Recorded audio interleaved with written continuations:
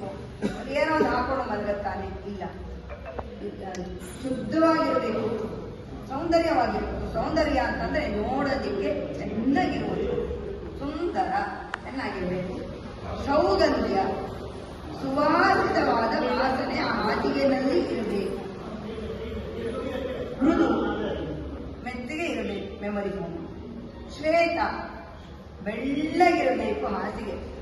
ಸಾಮಾನ್ಯವಾಗಿ ಮೊದಲಷ್ಟು ಈಗಲೂ ನಾವೆಲ್ಲರೂ ಹೋದರೆ ಸ್ವಲ್ಪ ಉತ್ತಮವಾದ ಮನೆಯಲ್ಲಿ ಅವರು ಹಾಕ್ತಾರೆ ಅಂತಂದ್ರೆ ಹಾಸಿಗೆ ಹಾಕಿ ಮೆತ್ತಗಿರೋ ಹಾಸಿಗೆಯ ಮೇಲೆ ಬೆಳ್ಳಗಿರುವಂತಹ ಹಾಸಿಗೆ ಬೆಡ್ಶೀಟೇ ಇರುತ್ತೆ. ಅದರಲ್ಲಿ ಶ್ವೇತವಾಗಿರುತ್ತೆ. ಯಾಕೆಂದ್ರೆ ಇದರಿಂದ ನಮ್ಮ ಮನಸ್ಸು ಶಾಂತ. ನಮಗೆ ನಿದ್ದೆ ಯಾವ ರೀತಿ ಬರಬೇಕು? ಶಾಂತವಾದ ನಿದ್ದೆ, ನಮ್ಮ ಮನಸ್ಸು ಶಾಂತಿಯಾಗಿರ್ಬೇಕು. ಒಂದು ಬೆಳಗ್ಗೆ ಗಡಿಬಿಡಿ, ಅಥವಾ ಟೈಮ್ ಆಗೋದು, ಬೆಳಗ್ಗೆ 5 ಗಂಟೆಗೆ ಎದ್ದೇಳಬೇಕು, ಮಕ್ಕಳಿಗೆ ಅದು ಮಾಡಬೇಕು ಇದು ಮಾಡಬೇಕು, ಆ ಗಡಿಬಿಡಿನಲ್ಲಿ ಮಲಗೋದು. ಇಲ್ಲ, ಮಲಗಕ್ಕೆ ಹೋಗಿದ ತಕ್ಷಣ ಹಾಕಿ ಎಲ್ಲೋ ಒಂದು ಸಿಗುತ್ತೆ, ಎಲ್ಲೋ ಜಾಗ ಇಲ್ಲ, ಯಾರೋ ಹಾಸಿಗೆ ನಾನೇ ಮಾಡ್ಕೋಬೇಕು, ನಾನೇ ಹಾಡ್ಕೋಬೇಕು, ಯಾವುದೋ ಒಂದು ತಗೊಂಡು ಹಾಡ್ಕೊಂಡಾಗ ಏನೋ ಒಂದು ಬರುತ್ತೆ, ಹೆಂಗೋ ಒಂದು ಬೆಡ್ಶೀಟ್ ಹಾಕು ಮಲಗು. ಈ ರೀತಿ ಮಲಗೋದ್ರಿಂದ ನಮ್ಮ ಮನಸ್ಸು ಇನ್ನು ಗಡಿಬಿಡಿನಲ್ಲಿ ಕಿಟಕಿನಲ್ಲಿ ಮಲಗೋದ್ರಿಂದ ಶಾಂತವಾಗಲು ಮಲಗದಿಲ್ಲ. ಯಾವಾಗಲೂ ಶಾಂತ ಚಿತ್ತದಿಂದ ಮಲಗಿದರೆ ಆ ನಿದ್ದೆನಲ್ಲಿ ಅದು ಭಗವಂತನ ಸಾನ್ನಿಧ್ಯಕ್ಕೆ ಹೋಗುತ್ತಂತೆ ನಮ್ಮ ಮನಸ್ಸು. ಅದಕ್ಕೆ ನೀರನ್ನು ಕೂಡ ನಾವು ಕೂಡ ಮಲಗಬೇಕು. ಬಾಯಾರಿಕೆ ನಮಗೆ ಮಧ್ಯದಲ್ಲಿ ಎಚ್ಚರ ಆಗ್ಬೋದು.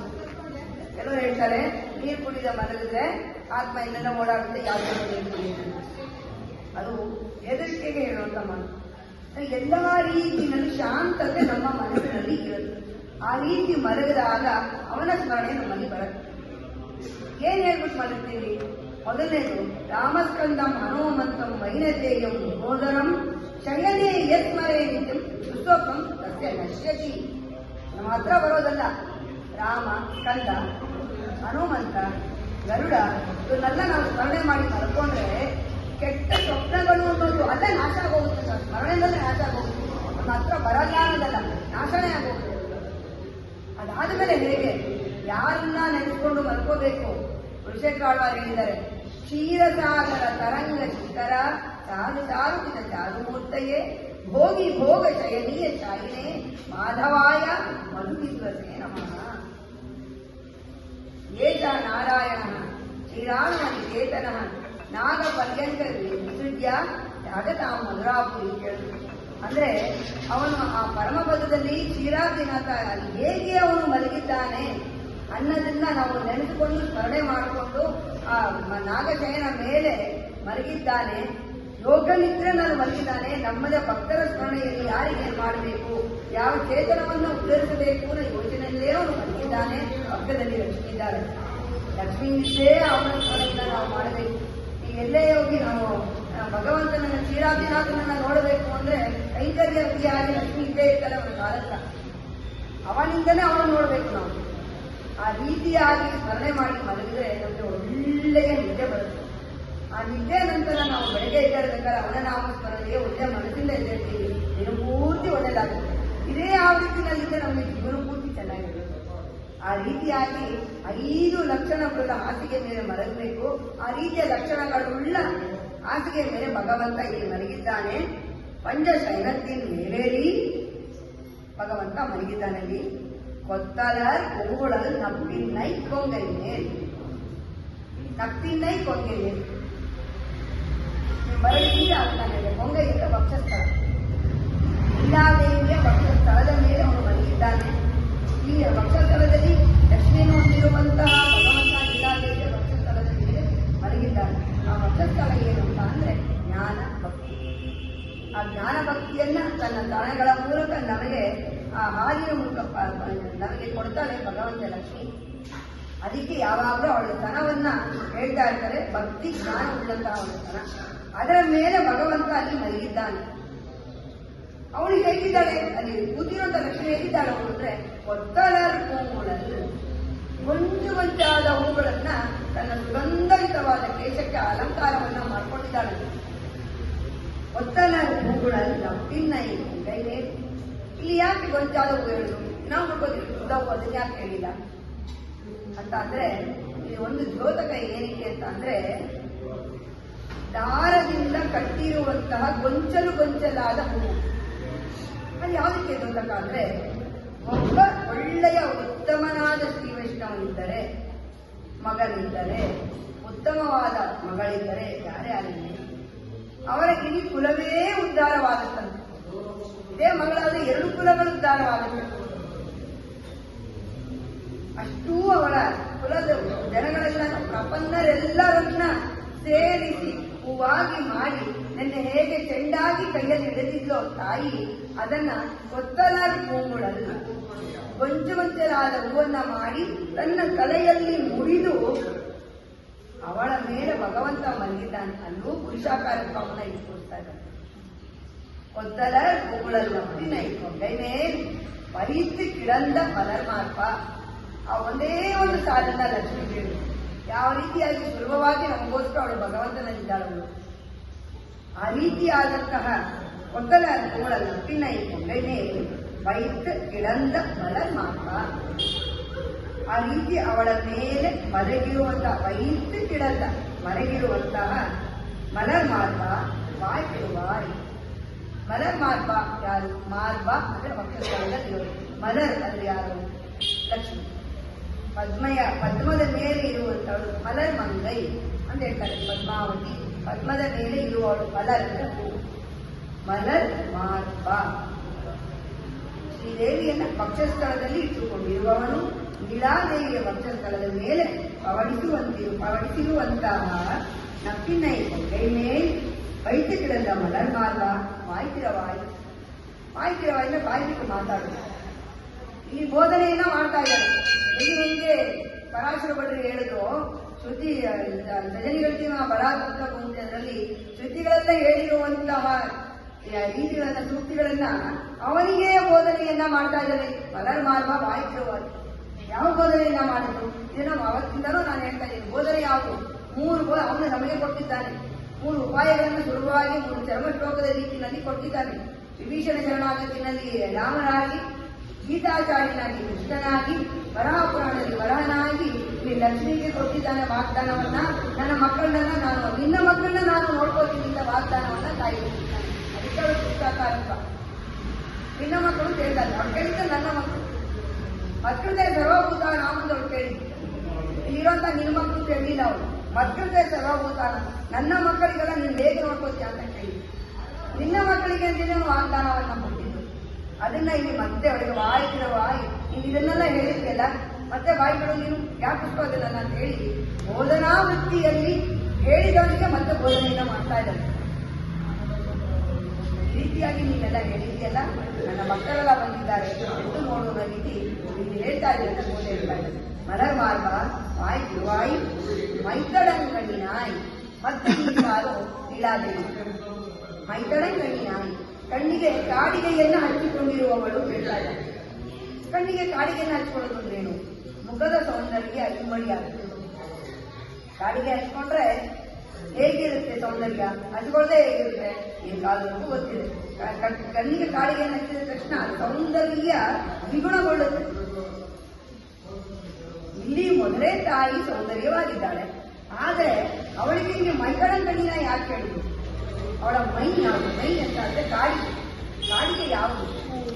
ತಾಯಿಯ ಕೃಪಾ ಕಟಾಕ್ಷ ಅನ್ನೋ ತಾಯಿ. ಆ ಕೃಪೆಯನ್ನ ಹೊಂದಿದೆಯಲ್ಲ ನಿನ್ನ ಕಣ್ಣು. ಮೈಕಳಂಗಣ್ಣಿನಾಯಿ ಕೃಪಾದ ನಮ್ಮ ಮೇಲೆ ಕೃಪೆಯನ್ನು ಇಟ್ಟವಳು, ಕೃಪಾದೃಷ್ಟಿಯನ್ನ ಕೊಡುವವಳು, ವಾತ್ಸಲ್ಯವನ್ನು ಕೊಡುವವಳು ಅಂದ್ರೆ ಅದು ಒಂದೇ ಸಾಲಿನಲ್ಲಿ ಮೈತಡ ಕಣ್ಣಿನಾಯಿ. ಯಾಕೆಂದ್ರೆ ಕಣ್ಣು ಕಪ್ಪಿನಿಂದ ಸೌಂದರ್ಯ ಮನುಷ್ಯರಿಗೆ, ಆದರೆ ಅವಳಿಗೆ ಕಣ್ಣು ಕಪ್ಪಿನಿಂದ ಸೌಂದರ್ಯ. ಅವಳ ಕಣ್ಣು ಕಪ್ಪು ಯಾವುದು? ಅವಳ ಕಣ್ಣಿನ ಕೃಪೆಯೇ ಅವಳಿಗೆ ಸೌಂದರ್ಯ. ಅವಳ ಕಣ್ಣಿನ ವಾತ್ಸಲ್ಯ ಪೂರಿತ ದೃಷ್ಟಿಯೇ ಅವಳಿಗೆ ತಾಯಿಗೆ ಸೌಂದರ್ಯ. ಅದನ್ನಾಗಿ ಹೇಳ್ತಾ ಇದ್ದಾರೆ. ಒಂದ್ಸಾರಿ ಶ್ರೀರಂಗದಲ್ಲಿ ವರ್ಷಕ್ಕೆ ಒಂದು ಸಾರಿ ಭಗವಂತನಿಗೆ ಲಕ್ಷ್ಮಿ ಅಲಂಕಾರವನ್ನ ಮಾಡ್ತಾರೆ. ತಾಯಿಯ ಅಲಂಕಾರವನ್ನ ಭಗವಂತನಿಗೆ ಮಾಡ್ತಾರೆ. ಒಮ್ಮೆ ಹೀಗೆ ಅಲಂಕಾರವನ್ನ ಮಾಡಿಕೊಂಡು ರಂಗ ಊರೆಲ್ಲ ಸುತ್ಕೊಂಡು ಬಂದ. ಎಲ್ಲರೂ ನೋಡ್ತಾ ಇದ್ರು, ಹೋಗ್ತಾ ಇದ್ರು, ಅಯ್ಯೋ ಇಷ್ಟು ಚೆನ್ನಾಗಿದ್ದಾರೆ ಅಂತ ಬಂದು ಆಮೇಲೆ ಪರಾಶರ ಭಟ್ರು ಕೇಳಿದ್ರಂತೆ, ಹೆಂಗಿದೆ ನನಗೆ? ಪರಾಶರ ಭಟ್ರಿಗೆ ತಾಯಿಯಿಂದ ತುಂಬಾ ವಿಶೇಷ. ಭಗವಂತ ರಂಗನಾಥದಿಂದ ತಾಯಿಯ ಹೊಟ್ಟೆ ಜಾಸ್ತಿ. ಅದಕ್ಕೆ ಅವ್ರು ಕೇಳಿದ್ರಂತೆ, ಯಾವಾಗ ನೋಡಿದ್ರು ಲಕ್ಷ್ಮಿಯನ್ನೇ ಹೊರಟಿರ್ತೀಯಲ್ಲ, ಇವತ್ತು ನನ್ನ ಅಲಂಕಾರ ಹೋಗಿದೆ. ಅದಕ್ಕೆ ಅವ್ರು ಹೇಳಿದ್ರಂತೆ, ಹೌದಪ್ಪ ನಿನ್ನ ಅಲಂಕಾರ ಪೂರ್ತಿ ತಾಯಿಯನ್ನೇ ಹೋಲುತ್ತೆ, ಆದರೆ ನಿನ್ನ ಕಣ್ಣಲ್ಲಿ ತಾಯಿಯ ಕಣ್ಣಲ್ಲಿರುವಂತಹ ವಾತ್ಸಲ್ಯ ಕೃಪಾದೃಷ್ಟಿ ಇಲ್ಲ. ಅಂದ್ರೆ ತಾಯಿಗೆ ಮಕ್ಕಳ ಮೇಲೆ ಆ ರೀತಿಯಾದ ಒಂದು ದೃಷ್ಟಿ ಏನಿದೆ ಅದು ಬೇರೆ ಯಾರಿಗೂ ಬರಕ್ಕೆ ಸಾಧ್ಯ ಇಲ್ಲ. ಅದಕ್ಕೆ ಅವಳು ಪುರುಷಾಕಾರಿ, ಅವಳನ್ನು ಎತ್ಕೊಂಡು ಭಗವಂತನಲ್ಲಿ ಹೋಗಬೇಕು ಅಂತ ಹೇಳ್ತಾ ಇರೋದು ಈ ಮೂರೂ ಭಾಷೆಗಳಲ್ಲಿ ಅತಿ ಉತ್ಕೃಷ್ಟವಾದ ಒಂದು ವಿಷಯವಾದದ್ದು ವಿಷಯ. ಅದಕ್ಕೆ ಕೇಳ್ತಾ ಇದ್ದಾರೆ, ಮೈತಳನ್ ಕನ್ಯಾನಿ, ಆ ರೀತಿಯಾದ ಕೃಪೆ ಇದೆಯಲ್ಲ ನಮ್ಮ ಮೇಲೆ ನಿನಗೆ, ನೀವನ್ನು ಮನಾಳನೆ, ನೀನು ನಿನ್ನ ಗಂಡನನ್ನ ಮೈತಳನ್ ಕನ್ಯಾನಿ ನೀನು ಮನಾಳನೆ ಎತ್ತನೇ ಏನು பிரிவார்த்தம் இல்லாயால் இதன் கண்ணினாய் இன்னும் மனானனை எத்தனை போதும் துயில் ஒட்டாய், துயிலோட ಒಟ್ಟಾಯ್ತಾನ್, ತುಯಿಲೆಡ ಒಟ್ಟಾಯ್ತಾನ್. ಒಂದು ಸ್ವಲ್ಪ ಕಾಲ ಕೂಡ ತುಯಿಲ್ ಅಂದ್ರೆ ನಿದ್ದೆ, ತುಯಿಲೆ ಎಪ್ಪ ಅಂದ್ರೆ ಶುಕ್ರವಾರ, ನಿದ್ದೆಯಿಂದ ಎಪ್ಪದು ಶುಕ್ರವಾರ, ತುಯಿಲ್ ಎಡ ಒಟ್ಟಾಯ್ತಾನ್. ನನ್ನ ಎಪ್ಸಕ್ ಆಗ್ತಿಲ್ವ ಅಂತಿದೆ, ಇನ್ನೂ ಮಲಗಿದ ನಾವು ಬಂದಿದ್ದೀವಿ, ಮಲಗಿದಾನಲ್ಲ ಬಂದಿದ್ದಾನೆ ಸ್ವಲ್ಪ ಮುಂಚೆ ಎಪ್ಸಕ್ ಆಗ್ತಿಲ್ವ. ಇಲ್ಲಿ ಎರಡು ರೀತಿಯಾಗಿದೆ. ಇಲ್ಲಿ ಮೊದಲೇ ಹೇಳಿದ್ದಾರೆ, ಇಲ್ಲಿ ನಪ್ಪಿನ ಕೊಂಗೈ ಮೇಲೆ ಅಂತ ಹೇಳ್ತಾರೆ, ತಾಯಿಯ ವಕ್ಷಸ್ಥಳದ ಮೇಲೆ ಭಗವಂತ ಮಲಗಿರೋದು, ಹಂಗಿಂದ ಒಳಗೆ ಎದ್ದೊಳಗೆ ಸಾಧ್ಯ. ನಿನ್ನ ಕೃಷ್ಣ ಬಿಡ್ತಾನೆ ಇಲ್ವಾ, ಒಂದ್ ಸ್ವಲ್ಪ ಹೊತ್ತು ಬಿಡ್ತಿಲ್ವಾ, ನಾವು ಬಂದಿದೀವಲ್ಲ ಭಕ್ತರು, ಬಿಡೋದಿಕ್ಕಾಗಲ್ವಾ, ಬಿಡೋದಿಕ್ಕೆ ನೀನು ಅವ್ರಿಗೆ ಹೇಳಕ್ಕಾಗ್ತಾ ಇಲ್ವಾ, ಎರಡಿದ್ರು ಇಲ್ಲಿ ಹೋದಕ್ಕೆ ಎತ್ತನೆ ಹೋದು ಸ್ವಲ್ಪ ಹೊತ್ತು ಕೂಡ ನೀರೆಲ್ಲ ಹೊಟ್ಟಾಯ್ತ, ಒಂದು ಸ್ವಲ್ಪ ಹೊತ್ತು ಮುಂಚೆ ಅವನನ್ನ ಎತ್ತಕ್ಕಾಗದಿಲ್ವಾ ನಿಮಗೆ, ಇನ್ನೂ ಮಲಗಿದ್ದಾನೆ ಹಾಗೆ ಬಿಟ್ರೆ ಅವನ ಯೋಗ ನಿದ್ರೆನಲ್ಲಿ ಭಕ್ತರ ಚಿಂತನೆಯನ್ನೇ ಮಾಡ್ತಾ ಮರಿಗೇ ಇರ್ತಾನೆ. ನಾವು ಬಂದು ಅವ್ರ ಮುಂದೆ ನಿಂತಿದ್ದೀವಿ, ಸ್ವಲ್ಪ ಮುಂಚೆ ನಾವು ಎದುರಿಸಬಾರ್ದ, ಆಗದಿಲ್ವಾ ನಿಮಗೆ ಅದು ಅಂತ ಕೇಳ್ತಾರೆ. ಎತ್ತನೇ ಏನು ತಿಳಿವಾಗ್ತಾ ಇಲ್ಲ, ನಿನಗೆ ಅವನನ್ನ ಎದ್ದಕ್ ಆಗ್ತಾ ಇಲ್ವಾ ಅಥವಾ ನಿನಗೆ ಅವನಿಂದ ಬಿಡಕ್ಕಾಗ್ತಾ ಇಲ್ವಾ? ಯಾಕೆಂದ್ರೆ ವಾಮನ ಅವತಾರ ವಿಕ್ರಮ ಅವತಾರದಲ್ಲಿ ಹೇಳ್ತಾರೆ, ವಾಮನನಾಗಿ ಅವನು ಬರಬೇಕು, ಒಂದು ವಟುವಾಗಿ ಬರಬೇಕು, ಆದ್ರೆ ಒಳಗೆ ಲಕ್ಷ್ಮಿ ಇದ್ದಾಳೆ, ಲಕ್ಷ್ಮಿನ ಕಳಿಸ್ಬೇಕು. ಹೆಂಗ ಬರ್ತಾನೆ ಬ್ರಹ್ಮಚಾರಿ ಹೆಂಗೆ ಅನ್ಸ್ಕೊತಾನ ಮಗ, ಲಕ್ಷ್ಮಿನೇ ಪಕ್ಷಸ್ಥಳದಲ್ಲಿದ್ದಾಗ ಹೆಂಡತಿನೇ ಜೊತೆಗೆ ಇಟ್ಕೊಂಡ್ಬಿಟ್ಟು ನಾವು ಬ್ರಹ್ಮಚಾರಿನಕ್ಕಾಗತ್ತ ಅವನು. ಹಾಗಾಗಿ ಲಕ್ಷ್ಮಿ ಹೇಳ್ತಾನಂತೆ, ಒಂದು ಸ್ವಲ್ಪ ಹೊತ್ತು ಕೆಳಗೆ ಅವತಾರ ಮುಗಿಸ್ಕೊಂಡು ಬಂದ್ಬಿಡ್ತೀನಿ. ತಾಯಿ ಹೇಳಿದಂತೆ ಸಾಧ್ಯನೇ ಇಲ್ಲ. ಅವಾಗವಾಗ ನಿನ್ ಭಕ್ತರು ಬಂದು ಅಲ್ಲೋಗ್ಬೇಕು ಇಲ್ಲೋಗ್ಬೇಕು ಅಂತ ಹೇಳ್ಬಿಟ್ಟು ನನ್ನನ್ನು ಬಿಟ್ಟು ಹೋಗ್ತೀಯಾ, ಇನ್ನು ಈ ಸರಿ ನೀನು ಬಿಟ್ಟು ಹೋಗೋದಕ್ಕೆ ಅವಕಾಶನೇ ಕೊಡೋದಿಲ್ಲ, ನಾನು ಇಳಿಯೋದಿಲ್ಲ, ಏನಾದ್ರು ಮಾಡ್ಕೊಂಡಂತ ತಾಯಿ. ಅಹಲ ಇಲ್ಲೇ ಇಳೆಯುವಂತ ಅಲರ ಮೇಲೆ ಮಂದಿ ಉರೆ ಮಾಡುವ ಅಂತ ಮಾಡುವ ಹೇಳ್ತಾರೆ. ಅಹಲ ಇಲ್ಲೇ ಇಳೆಯು, ಒಂದು ಕ್ಷಣ ಕೂಡ ನಾನು ಇದನ್ನ ಬಿಟ್ಟಿರಲ್ಲ. ಅಂದ್ರೆ ತಾಯಿ ತೋರಿಸ್ತಾ ಇರೋದು, ಪುರುಷಾಕಾರಿ ತೋರಿಸ್ತಾ ಇರೋದು, ನಾವು ಅವನಲ್ಲಿ ಹೇಗಿರ್ಬೇಕು. ಅಹಲಗಿಲ್ಲೇ ನೀ ಇರೆಯಂ ಎಂದು ಒಂದು ಕ್ಷಣ ಕೂಡ ಇರೆಯಂ ಇರೋದಿಲ್ಲ ನಿನ್ನ ಬಿಟ್ಟು, ಅಹಲ ಇಲ್ಲ ನಿನ್ನ ಬಿಟ್ಟು ಆ ಕಡೆ ಒಂದು ನಿಮಿಷ ಕೂಡ ಅಲಗಾಡಲ್ಲ ನಾನು ಹೇಳಿ ಇವೆಂದ್ರೆ ಅದರ ಮೇಲೆ ಮಂದ್ರೆ ಇವರು ಮಾಡುವ ಆ ರೀತಿಯಾದಂತಹ ಪದ್ಮಾವತಿ ತಾಯಿ ಲಕ್ಷ್ಮಿ ಅವಳನ್ನ ಉರೈ ಮಾರ್ಗ ಸ್ಥಳದಲ್ಲಿ ಇಟ್ಟುಕೊಂಡಂತಹ ಭಗವಂತನೇ ಅಂತ ಭಗವಂತನಿಗೆ ಹೇಳ್ತಾರೆ, ಆಳ್ವಾರ್ ಹೇಳ್ತಾರೆ, ಶರಣಾಗತಿ ಮಾಡಬೇಕಾದ್ರೆ ಆ ರೀತಿಯಾಗಿ ತಾಯಿಯೊಂದಿಗೆ ಶರಣಾಗತಿ ಒಂದು ಕ್ಷಣ ಕೂಡ ನೀನು ಬಿಟ್ಟಿಲ್ಲ. ಆ ಥರ ಏನಾದ್ರು ನಿನಗಿದ್ಯಾ? ಕೃಷ್ಣ ನಿನ್ನನ್ನು ಬಿಡ್ತಾ ಇಲ್ವಾ ಅಥವಾ ನೀನು ಅವನನ್ನ ನಿದ್ದೆಯಿಂದ ಎಷ್ಟಕ್ಕೆ ಇಷ್ಟ ಆಗ್ತಾ ಇಲ್ವಾ? ಮಲಗಿದಾನೆ ಕೃಷ್ಣ ಹಾಗೆ ಇದೆ ಅಂತ. ಯಾಕಂದ್ರೆ ನಾನು ಹೇಳಿದ್ದೆ, ಭಗವಂತ ಹಾಗೆ ಹೊರಡುತ್ತೆ, ನಿದ್ದೆನಲ್ಲಿ ಅವನ ಸೌಂದರ್ಯ ಜಾಸ್ತಿ ಇರುತ್ತೆ, ಅದನ್ನ ಅನುಭವಿಸೋಳು ಯಶೋದೆ ಮತ್ತೆ ವಿಶ್ವಾಮಿತ್ರರು ಅಂತ. ಹಾಗೇನಾದ್ರು ನೋಡ್ತಾ ನೀನು ನಿಂತ್ಬಿಟ್ಟಿದ್ಯಾ, ಎದ್ದಕ್ಕೆ ಆಗ್ತಾ ಇಲ್ವಾ ಅಥವಾ ನಿನ್ನನ್ನು ಅವನು ಬಿಡ್ತಾ ಇಲ್ವಾ? ನೀನು ಅವನಿಂದ ವಕ್ಷಸ್ಥಳದಿಂದ ಬರಕ್ಕಾಗಲ್ಲ ಅಂತ ನೀನೇ ಹೇಳಿದ್ಯಾ, ನೀನು ಅವನನ್ನು ಬಿಡ್ತಾ ಇಲ್ವಾ? ಇಬ್ಬರು ಕೇಳ್ತಾ ಇದ್ದಾರೆ. ಅವಳ ನೆನಪಿದ್ದು ಅವಳು ಎದ್ದು ಬರಲಿಲ್ಲ, ಕೃಷ್ಣ ನೆನಪಿಸ್ಬೇಕು ಅಂದ್ರೆ ತಾಯಿ ಎದ್ದು ಬರಬೇಕು. ಹಾಗಾಗಿ ಇಬ್ಬರು ಇಲ್ಲಿ ಹೋಗಿ ಪ್ರಶ್ನೆ ಮಾಡ್ತಾ ಇದ್ದಾರೆ. ಎತ್ತನೇ ಏನು ತಿಳಿವಾಗ್ತಾ ಇಲ್ಲ ಯಾರು? ತತ್ವವನ್ನು ತತ್ವ, ನಿನ್ನ ತತ್ವ ಇದಲ್ಲ. ನೆನ್ನೆಲ್ಲ ಹೇಳಿದೀವಿ, ಲೀಳಾತತ್ವ ಮಕ್ಕಳನ್ನೆಲ್ಲ ಭಗವಂತನ ಸೇರಿಸೋದು. ಆ ತತ್ವ ನೀನು ಮಕ್ಕಳಿಗೋಸ್ಕರ ನೀನ್ ನಿಂತಿದೀಯ ಮಧ್ಯದಲ್ಲಿ ಅಂತ ಹೇಳಿ ಇಷ್ಟೆಲ್ಲ ನಿನ್ನೆಯಿಂದಲ್ಲ ನಾವು ಹೇಳಿದೀವಲ್ಲ, ನಿನ್ನ ತತ್ವ ಇದಲ್ಲ. ನಿನ್ನ ತತ್ವ ಇರೋದೇನೆ ಭಗವಂತನಲ್ಲಿ. ನಮ್ಮ ಈ ಪ್ರಪನ್ನರನ್ನ ಭಗವಂತನಲ್ಲಿ ಸೇರಿಸುವಂಥದ್ದು ಇರೋದು ನಿನ್ನ ತತ್ವ. ಆ ತತ್ವವನ್ನ ನೀನು ಬಿಡಲಿಕ್ಕಾಗಲಿಲ್ಲ. ಅದಕ್ಕೋಸ್ಕರ ನಾನಾದ್ರೂ ತತ್ವ ಮಂತಹ ಆ ನಿನ್ನ ತತ್ವಕ್ಕೋಸ್ಕರನೇ ನೀನು ಬಂದಿಯಾಗಿ ನೀನು ಬಂದು ನಮ್ಮನ್ನ ಭಗವಂತನಿಗೆ ಕರೆದುಕೊಂಡು ಹೋಗು, ಅವನಲ್ಲಿ ನಮ್ಮನ್ನ ಸೇರಿಸು ಅಂತ ಹೇಳಿ ಗೋದೆ ಶ್ರೀದೇವಿಯನ್ನ ಈ ಪ್ರಾರ್ಥನೆಯನ್ನ ಮಾಡ್ತಾ ಇದ್ದಾಳೆ. ಶ್ರೀದೇವಿಯ ವಿಶೇಷವನ್ನ ಈ ಗೋದೆ ನಮಗೆ ತೋರ್ಕೊಟ್ಟಿದ್ದಾಳೆ. ನಾಳೆನೂ ಕೂಡ ಶ್ರೀದೇವಿಯ ಒಂದು ಪಾಶುರ, ಅದರಲ್ಲೂ ಮತ್ತೆ ಭಗವಂತನನ್ನ ಶ್ರೀದೇವಿಯನ್ನ ಹೇಳುವಂತಹದ್ದೇ ಒಂದು ಪಾಶುರ. ಏನಕ್ಕೆ ಶ್ರೀದೇವಿ ಇದ್ರೆ ನಮಗೆ ನಾವು ರಕ್ಷಣೆಯಿಂದ ಇರ್ತೀವಿ ಅಂದ್ರೆ, ಸೀತೆ ಅಂತ ಹೇಳ್ತಾಳಂತೆ, ರಾವಣನಿಗೆ ಹೇಳ್ತಾಳೆ, ತೇನ ಮೈತ್ರಿ ಭವತ್ತೇ, ತೇನ ಮೈತ್ರಿ ಭವತ್ತೇ ಹೇಳ್ತಾಳೆ. ಅವಳು ಅಷ್ಟೆಲ್ಲ ಅವನು ರಾವಣ ಬಂದು ಇಚ್ಛೆ ಕೊಟ್ಟಾಗ ಎತ್ಕೊಂಡು ಹೋಗಿದ್ದೇನೆ ಅಷ್ಟಿರೋಳು ಹೇಳ್ತಾಳೆ, ನಿನಗೆ ಅವನ ಮೈತ್ರಿಯನ್ನು ಅವನ ಸ್ನೇಹವನ್ನು ಮಾಡ್ಕೋ, ಅವನಿಗೆ ಶರಣಾಗತಿ ಆಗು ಅಂತ ಹೇಳಿ ರಾವಣನಿಗೆ ಹೇಳ್ತಾಳು. ನೇರ ಮಾತಾಡಲ್ಲ, ರಾವಣ ಬಂದಿರ್ತಾಳು, ಮೂರು ಕಟ್ಟಿಯನ್ನು ಅರ್ಥ ಇಟ್ಕೊಂಡಿರ್ತಾಳು. ಅದ್ರಲ್ಲಿ ಹೇಳ್ತಾಳೆ, ನಿನ್ನ ರಾಮನ ಅಲ್ಲೂ ಕೂಡ ಇಷ್ಟೆಲ್ಲ ತೊಂದರೆ ಕೊಟ್ಟಿದ್ದಾನೆ, ನನ್ನ ಭಸ್ಮ ಮಾಡ್ಬಿಡ್ಬೇಕು ಅಂತ ಅವಳಿಗಿಲ್ಲ, ನೀನು ರಾಮನಲ್ಲಿ ಶರಣಾಗು ಅಂತ ಹೇಳ್ತಾಳೆ. ಅಂದ್ರೆ ತಾಯಿ ಇದ್ರೆ ನಮಗೆ ರಕ್ಷಣೆ. ಭಗವಂತನಿಗೆ ತಾಯಿ ಇಲ್ಲ, ಲಕ್ಷ್ಮಿ ಇಲ್ಲ ಅಂತಂದ್ರೆ ರಾಮ ಇಲ್ಲ ನನಗೆ. ಯಾಕೆಂದ್ರೆ ಅವನ ತಾಯಿಯನ್ನ ಬೇರೆ ಮಾಡಿ ಕರ್ಕೊಂಡೋದ ಅಲ್ಲಿ ಇದ್ದವಾಗಿ. ಹಾಗಾಗಿ ತಾಯಿ ಇರಲೇಬೇಕು. ತಾಯಿಗೆ ನಮ್ಮ ಮೇಲೆ ಎಷ್ಟು ಕೃಪೆ ಇರುತ್ತಂತೆ ಅದನ್ನ ಸೀತೆಯಾಗಿ ಅಲ್ಲಿ ತೋರಿಸಿದ್ದಾಳೆ ಅವಳು. ರಾವಣ ಹೇಳ್ದ ಅಂತ ಹೇಳ್ಬಿಟ್ಟು ಅವಳು ಸುತ್ತ ಇರೋ ರಾಕ್ಷಸರೆಲ್ಲ ಅವಳಿಗೆ ತುಂಬಾ ಕಷ್ಟವನ್ನು ಕೊಡ್ತಾ ಇರ್ತಾರೆ. ಅವಳಿಗೆ ಮದುವೆ ಆಗಬೇಕು ವರ್ಷು ಅಂತ ಹೇಳಿ ಇದು ಮಾಡೋಕ್ಕೋಸ್ಕರ ರಾಕ್ಷಸೆಲ್ಲ ತ್ರಿಜಟೆ ಮಾತ್ರ ಅವಳು ಮಾಡಲ್ಲ. ವಿಭೀಷಣ ಮಗಳು ಅವಳು ಹೇಳ್ತಾಳೆ, ಅವಳು ಸಾಕ್ಷಾತ್ ಲಕ್ಷ್ಮಿ, ಅವಳಿಗೆ ಯಾವ ರೀತಿಯ ತೊಂದರೆ ಕೊಡಬೇಡಿ, ನಮಗೆ ಒಳ್ಳೇದಾಗಲ್ಲ ಅಂತ. ಆದ್ರೆ ಇವರೆಲ್ಲ ಅವಳಿಗೆ ತುಂಬಾ ತೊಂದರೆಯನ್ನ ಕೊಟ್ಟಿರ್ತಾರೆ. ಅದನ್ನ ಹನುಮಂತನೇ ನೋಡ್ತಾನೆ.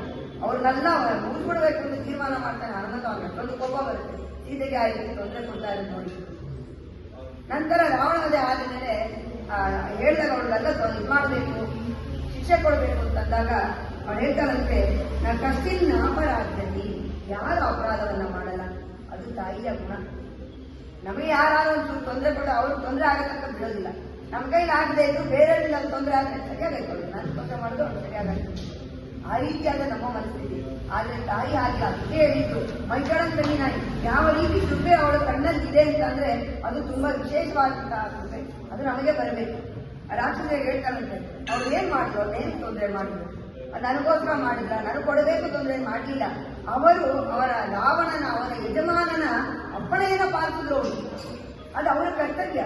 ಹಂಗಾಗಿ ಅವ್ರಿಗೆ ಯಾವುದೇ ಶಿಕ್ಷೆಯನ್ನು ಕೊಡಬಾರ್ದು, ಅವ್ರನ್ನ ಕ್ಷಮಿಸಬೇಕು ಅಂತ ಹೇಳ್ತಾರೆ. ಅವ್ರು ಹೇಳ್ತಾರೆ, ಭವೇಯಂ ಶರಣಮ್ಮ, ನಾನು ನಿಮ್ಮನ್ನ ಕಾಪಾಡ್ತೀನಿ, ನೀವು ಎದುರ್ಕೋಬೇಡಿ ಅಂತ ಹೇಳ್ತಾರೆ. ಆ ರೀತಿಯಾದ ಅಭಯವನ್ನ ತಾಯಿ ನನಗೆ ಕೊಟ್ಟಿದ್ದಾಳೆ. ಹಾಗಾಗಿ ಶ್ರೀಮನ್ ನಾರಾಯಣ ಶರಣದ ಬಗ್ಗೆ ಶ್ರೀಮಂದೇ ನಾರಾಯಣಾಯ ನಮಃ ಎರಡರಲ್ಲೂ ಇರಬೇಕು. ಮೊದಲನೇ ಪೂರ್ವವಾಕ್ಯದಲ್ಲಿ ಭಗವಂತನಿಗೆ ಶರಣಾಗತಿ, ಎರಡನೆಯ ಉತ್ತರ ವಾಕ್ಯದಲ್ಲಿ ಲಕ್ಷ್ಮಿಯೊಂದಿಗೆ ಅವನಿಗೆ ಶರಣಾಗತಿಯನ್ನು ನಾವು ಸದಾಕಾಲ ಮಾಡೋಣ ಅಂತ ಹೇಳ್ತಾ ಈ ಪಾಶುರದ ಮಂಗಳವನ್ನ ಹೇಳೋಣ. குத்து விளக்கெரிய கோட்டு காலகத்தின் மேல் மெத்தென்ன பஞ்ச சயனத்தின் மேலேறி ஒற்கடல் பூங்குழல் நம்பின்னை கொங்கை மேல் வைத்து கிடந்த மலர் மார்பாவாய் திறவாய் மைக்கடங்கண்ணினாய் நீயும் மணாளனை எத்தனை போதும் துயிலோட்டாய் தான் எத்தனை ஏறும் முடிவார்த்தவில்லாயால் தத்துவமென்னும் தமதேனோ ஆதங்கள் தீர்க்கும் பரமணி காட்டும் வேதம் மனைத்து குவித்தாவும் போதை தமிழையும் அறியாத மாநிலரை வையும் சுமப்பது வம்பு திருவாடி பூரத்தில் ஜலித்தாள் வாழியே இருப்பாவை ஒப்புதும் செப்பினாள் வாழியே பெரியார் வாழ்வு கருத்த பெண் பிள்ளை வாழியே பெரும்புதூர் வாமனிங்க பின்னாள் வாழியே 100 நாற்பத்தும் உரைத்தார் வாழியே வீரரங்கற்கே கண்ணி முகந்ததிந்தாள் வாழியே